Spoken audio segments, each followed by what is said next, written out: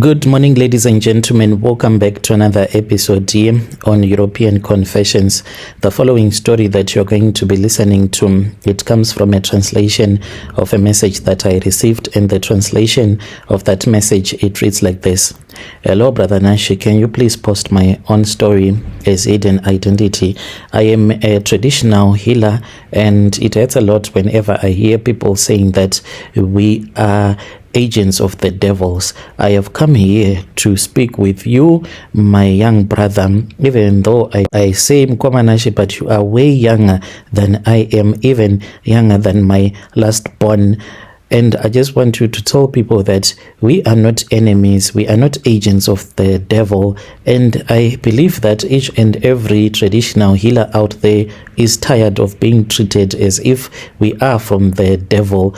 Whilst you run to us when those people that steal your money, those that steal your money each and every Sunday, and when your children fall sick, when your lives are no longer going according to the way that you planned them, when your ancestors have turned their backs on you, then you remember that there are people like us who can assist you. At that moment, when you come to us, we help you, and then you return back to church. You lie to other people in church as if your prayers are the ones that delivered you from what was troubling you. Why not just say the truth that you were helped by a traditional healer, so that we can also continue to do the work that we do, not to demonize us whenever things are going according to the way that you want them, and then when life is not okay, you come to us in the middle of the night. I have told so many people from church,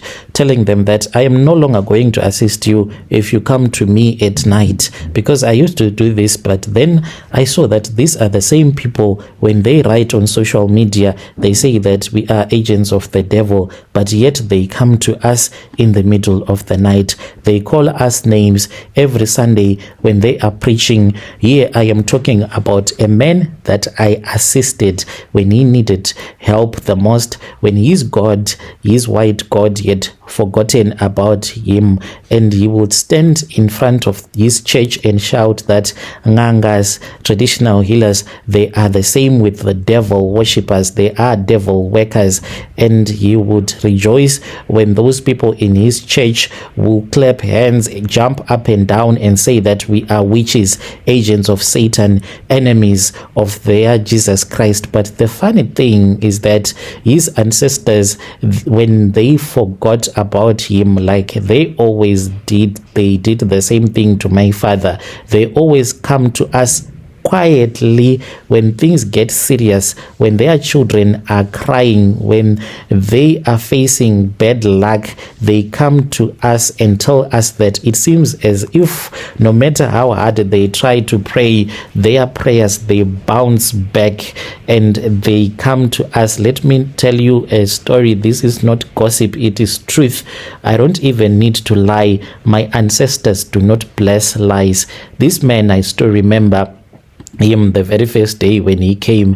I knew that anyone that comes to my shrine late at night, they are these fake worshippers, those that wear suits, drive nice vehicles, and pretend as if they have been blessed by God, but in truth they are just pretending. And when things start to get bad, when they are shaken in their faith, then they run to us, which is not a bad thing. You can run to someone, the person that you know will assist you. It's the same way when someone goes to a doctor. Can you say that the person that goes to a doctor is no longer a Christian? No, you are still considered to be a Christian, or any religion which you believe in. But why is it when someone comes to us, then all of a sudden you start to accuse these people that they are being influenced by the devil? But I don't believe that it is the truth. This man, when he came to me, I still remember that he was driving a white Toyota Wish. It was on a Monday evening. I was just finishing my final consultation. A woman from Togo with chest pains that the clinic could not fix it came to my home at around 7 p.m. That was when I heard that there was a car that was outside my gate. I then sent one of my boys who went there.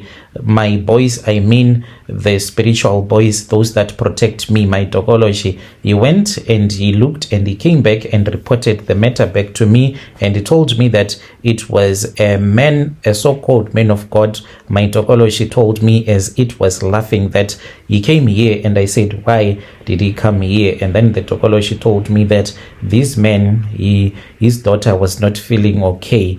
And this man, he then came to me, and I will call him Pastor M. He was a big man in Harare. He was worshiping and leading a church that is called AFM Church at a certain assembly. And what really mattered a lot to me at that time, the reason as to why I did not want to assist him, for my tokology ran and did some investigations, and it revealed everything to me before I had even allowed this man into my yard. I knew that he was someone, when he preached fire, casting out demons, the ones who always say that these ngangas, they are misleading people from the true word of God. But that night, he was the one who was desperate at my gate, waiting patiently for me to open the gate for him. And he was no longer speaking in his tongues.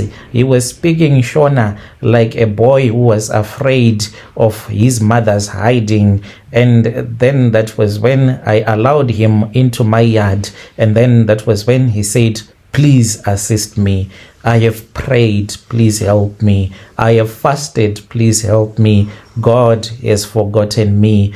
And his daughter had been having episodes for months, screaming at night. What they did not know was that in their family, they had Ngozi, an avenging spirit, the one that cannot be cast out by prayers. If you think I am lying, kill someone today and go to church and say that, God, I want you to wipe away my sins, and I do not want the blood of this person to follow me. Even your Bible says so. When Cain and Abel murdered each other, did not the blood of Abel cry out unto God? This shows that there is something about the human blood. You can never kill someone and then you will say that I am just going to go to church and to pray. You go to the relatives of that person and you ask for forgiveness, and they tell you what they want in return. So this man, then I allowed him into my consultation room as he was crying. They had tried prayers, they had tried fasting. She even beat a church elder during a deliverance service. This I was told by my topology, and they had to carry her out of the church. He told me, I have tried everything, Mudara. I don't know where else to go to. I asked him and I said, you have tried everything. How about you go to Israel and you go and you cry at the place where they said that they crucified your God? You say that we are of the devil. Why now? He kept quiet. He was silent. I understood. For shame is heavy when pride has been your food for too long. I then told him that he was supposed to bring his daughter the very next morning before the sun would have risen up, and he said that, oh Mdara, I really do not know how am I going to do this. I am a man of God. People, they know me. Even the car that I am using, it is a church branded car. For he was driving a vehicle that belonged to the church. He was like, people will know that this one is a pastor. Please assist me. If it is possible, then give me a slot in the evening so that people won't know. And then I said, I want you to come in the morning when the grass is still wet with the dew of the morning, when the ancestors are still walking around the earth before the sun is hot. But anyway, let me speak with the ancestors. I then looked into my mirror as I spoke with my ancestors and his ancestors, and I said, here your son, here he is. You had him. I did not force him, but he is ashamed of who he is. He is ashamed that as a black black man, he has to worship his own ancestors. But he is just a child who is foolish and does not know anything, who is ashamed of the way of his own ancestors. Please forgive him. Do not strike him down and allow him to do what he wants. And then the ancestors told me that it was okay. The ceremony could be done late at night. It was okay as long as he had brought himself into the shrine. His ancestors were also in pain because where they were in the spiritual realm, they were not in peace, because that spirit, the avenging spirit of the man that had been murdered by one of his uncles, was the one that was causing his daughter to act as if he was possessed. And this man was saying that, I want a wife, for your uncle murdered me and you are my wife. So they said that it was a demon, not knowing that this was the spirit of a man that had been murdered by his uncle when they were both drunk and were busy fighting over a prostitute. Then they brought this girl. This was the next day. I looked into her eyes. She did not need much. There were things that were needed to just go to the family of that man that had been murdered by her uncle. We then went there, Brother Nashi. I prepared everything and I spoke with the family on their behalf. They were angry, and then I let the spirit to speak.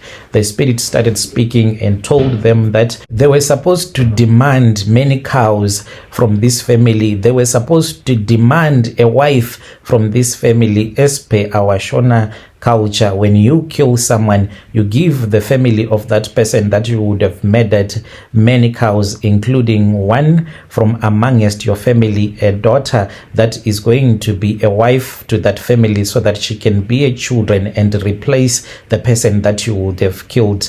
So then that was when I negotiated with the spirit. I sat with the spirit down. When I say that I sat with the spirit down, I was speaking with that woman who had been brought by her father, and she was unable to enter into relationships and to get married, and she was possessed by that spirit. I negotiated with the spirit that was speaking through her, and I said, it is not allowed anymore. The government does not allow such a practice. Yes, indeed, we will repay you. We are going to give your relatives as many cows as you want, but there is a limit that the government has set, including the limit that no one is allowed to offer their daughter anymore to go and to be a wife of the avenging spirit. It is not allowed anymore. And then we negotiated. We brought down the cows. For this man had said that he wanted 60 cattle,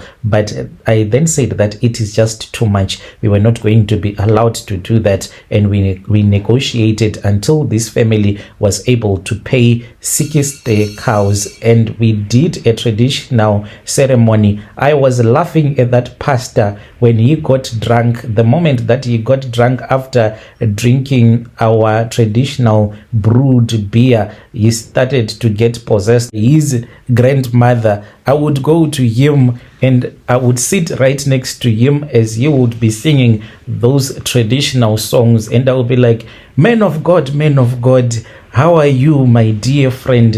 Here you are with me. Well, oh dear friend, take some of this powdered tobacco and I want you to sniff it so that we can enjoy. It was a nice thing watching this man that used to preach on the pulpit saying that these were demons, but here he was playing to the drums. He even attempted to play the mbira instrument. I laughed.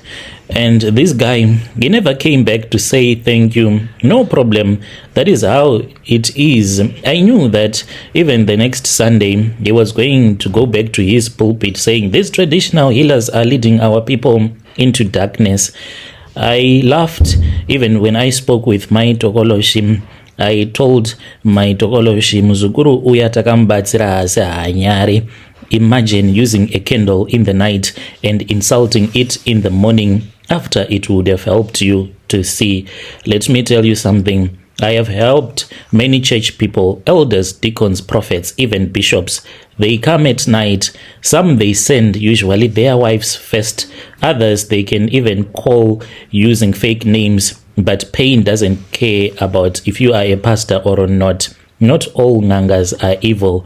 Not all pastors are clean. Some of us, we were born with this gift. I did not buy it. I didn't go looking for it. It came with my bloodline. When someone is spiritually sick, they need spiritual healing, not just a verse. Sometimes I refer people to church when I see it's not a matter for me. But will the pastor ever refer someone to me? No, they would rather watch people suffer than to admit that they have their own limitations. This is my own story. Dear listeners, right there was a message that was sent to me by one of our brother right there. Strange things indeed, they do happen in this world. Let us try to talk about this in the comment section.